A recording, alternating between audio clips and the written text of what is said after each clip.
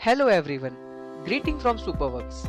In today's video, we are going to talk about behavior alert policy, how you can create it, configure it and use it effectively within the system. So let's get started.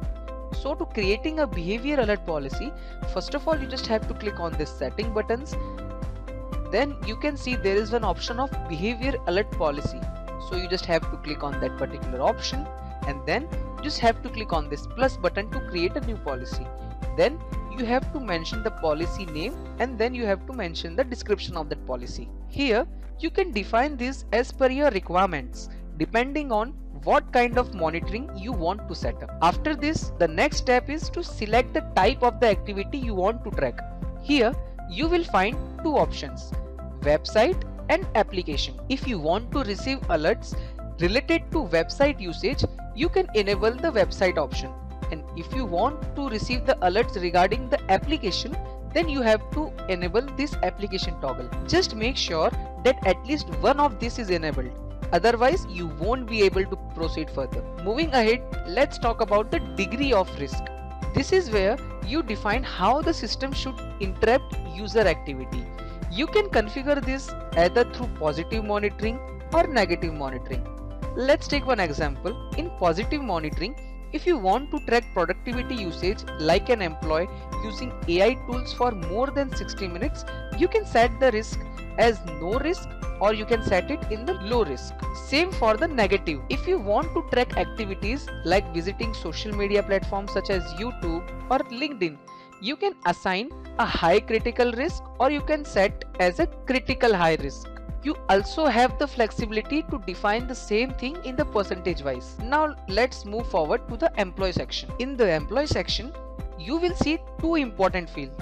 First is assign to and the second one is set alerts to. In assign to, here you can select the employees whom you want to track the website or applications. Like you can mention any employee's name.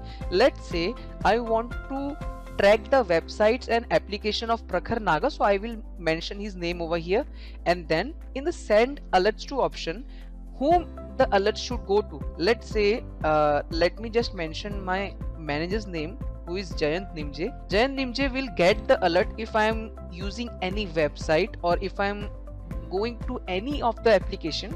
So Jayant sir will be getting the alerts. So I have to mention the name whom should I get the alert, and here I have to mention the assignee employee for which employee you want to assign this policy. Now next move forward to the website section. Now let's explore how the system identifies website activity. In the website tab, there are three different methods available. The first is category, where you can select predefined categories from the settings and create conditions accordingly. The second method is resource, which allows you to directly select specific website or application. Like if I want to mention ChatGPT, so it will automatically take it from here. And the third option is regex, or you can say it as a regular expression, which is used to detect certain keywords in URL or window title. For instance, if words like YouTube or Instagram or ChatGPT appears, the system can automatically trigger on alerts. You also have the option to track either the web page or the window titles, or you can set it in both. Like here, if I want to just select window titles, so I will be able to get that alert only for the window titles. Then if I want to select the same for the URL, I'll get the alerts for both of them. Once the identification is set, the next important part is defining when the alert should be triggered. There are three ways to configure this. The first one is on visit, where the alert is triggered instantly as soon as the user visit a website or category. The second option is after duration, where the alert is triggered after a specific amount of usage time. I have mentioned 60 minutes. So system calculate this on cumulatively. So even shorter session will be added together. The third option is visit count, where the alert is triggered after a certain number of visits, such as opening a site more than 3 times. These conditions can be applied for both positive and negative monitoring sessions. If you have enabled both website and application option, so after mentioning that particular things, I have to just click on this next button and then I have to mention the same configuration in the application option. If I click on next button, to same configuration I have to follow in this part also.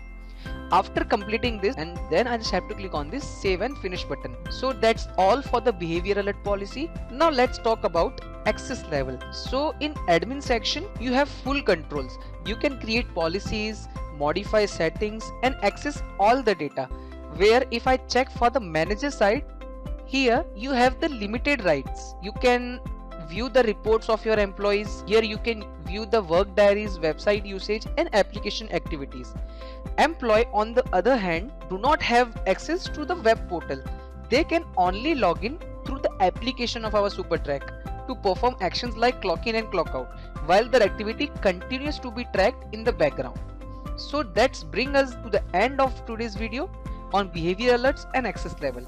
In the next video, we will be covering the dashboard section of our SuperTrack application. Till that, thank you so much.